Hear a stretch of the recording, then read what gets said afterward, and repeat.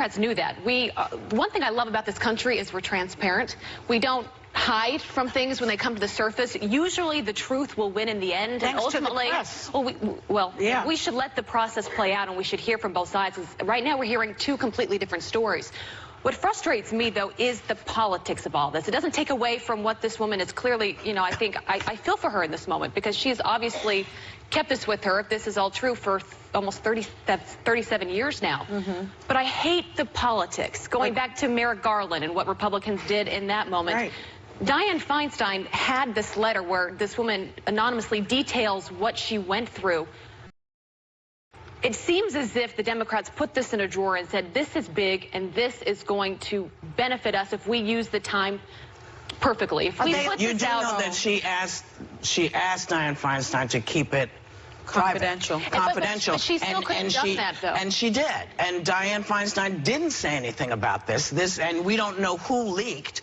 There's some conversation that perhaps the young woman's husband, in a way to get his wife's story out there, because people weren't talking about it. Maybe he put it out there. But the bottom line really is, the Democrats couldn't win with this one. If they brought it out in July, that people would have said, oh, you're bringing it out to hurt him because he's a friend of the president. If they waited and not done it, now people are saying, oh, you're doing it as political. I don't think anybody could have won here. I don't think that, I don't think this is Dianne saying, oh, we're going to put this away. I think this was her saying, the woman asked me to keep her confidence, and that's what I'm doing. I agree with that. I think that's what I'm just telling you the way that I've taken it, the way that I feel, and everyone can respond their own way to this. It does feel political to me, and I think it's what a lot of people hate about politics. Isn't it about time the Democrats played hardball? Yeah, but this isn't. But this is not hardball. Well, let's say they did. But the timeline really doesn't support that the Democrats somehow kept this a secret intentionally to sort of, drop a surprise. If you look at the timeline, it looks like in 2012 she told her story to her husband in couples therapy. There are therapist notes that confirm it. Right. She contacted the Post in July through a tip line. When she found out that Kavanaugh had reached the short list of nominees. Then she contacted her congresswoman in California. Right. Senator Feinstein is the California senator. Also in late July. Issue.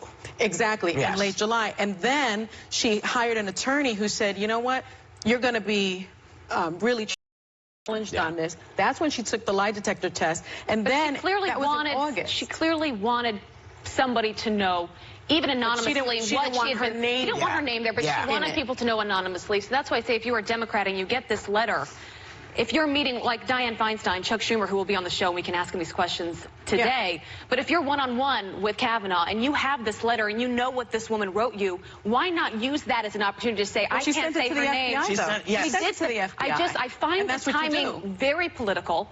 It doesn't excuse this woman coming out, and we need to hear it out, and obviously people can make that judgment, but I think I probably speak for a lot of people where it's frustrating that it hadn't come out. What should they have done? Should they, if they had come out in July and said, we have this information, we've gotten this letter, and we don't think he should be there, people would have said, well, you just brought that out because he's our Republican nominee. You don't like his politics. And in July, he wasn't even the nominee. But Democrats now know that if you bring it out a week before they're going to have a vote, Republicans have no choice. But they did that. And now they're not going to have another nominee until after the midterm. But they didn't do that. I'm sorry, but this all went down because whatever this magazine is, The Intercept, made a decision to release that. Dianne Feinstein didn't release that.